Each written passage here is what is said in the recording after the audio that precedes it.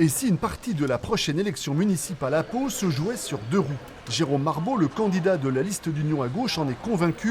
Ce mode de transport doux, en plein développement avec la crise sanitaire, doit être aidé et soutenu massivement. Il faut changer de braquet sur ce dossier et accélérer les investissements avec de véritables pistes cyclables en ville. Ici, depuis 6 ans, pas grand-chose n'a été fait, ou en tout cas ça a été fait de manière très parcellaire. Nous, ce qu'on souhaite, c'est un grand plan vélo qui permet le déploiement de pistes cyclables sécurisées et interconnectées, avec un objectif très fort, très ambitieux, de 20% de pratiques cyclistes à la fin du mandat. 20%, c'est à peu près le niveau de Strasbourg ou de Grenoble. À 43 ans, l'avocat palois socialiste s'est lancé dans la bataille du deuxième tour en s'alliant aux écologistes et à la liste citoyenne pour tenter de déloger François Bayrou. Depuis de longs mois, il est parti à la rencontre des habitants et des commerçants un peu partout en ville. Merci, au revoir.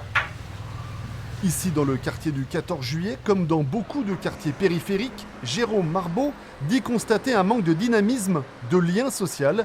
Il faut repenser la ville et son fonctionnement.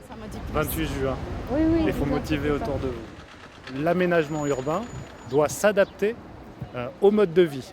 Et ce n'est pas ce qui a été fait pendant 6 ans. On a fait un urbanisme très minéral et finalement anachronique, un urbanisme du passé où on bétonne, on coupe des arbres, alors qu'en réalité, aujourd'hui, ce que demandent les Palois et les Paloises, les habitants, c'est d'avoir un urbanisme végétal où il fait bon vivre. Une vision de la ville et de son évolution qu'il est difficile d'expliquer directement aux Palois sans réunion publique, sans porte-à-porte, épidémie oblige. Les candidats investissent donc encore plus que d'habitude les réseaux sociaux. On travaille différemment, ça fonctionne. Durant le confinement, on avait eu une belle audience. Il y avait eu quasiment plus de 400 vues par Facebook Live, par séance de Facebook Live pendant le confinement. Là, j'espère que ça va aussi intéresser les Palois et les Paloises. Bonsoir à tous. Au menu ce soir-là, santé, éducation, solidarité, des thèmes classiques mais dans une campagne très atypique. Une occasion à saisir pour Jérôme Marbeau qui pense convaincre beaucoup d'abstentionnistes du premier tour. Ils étaient 65%.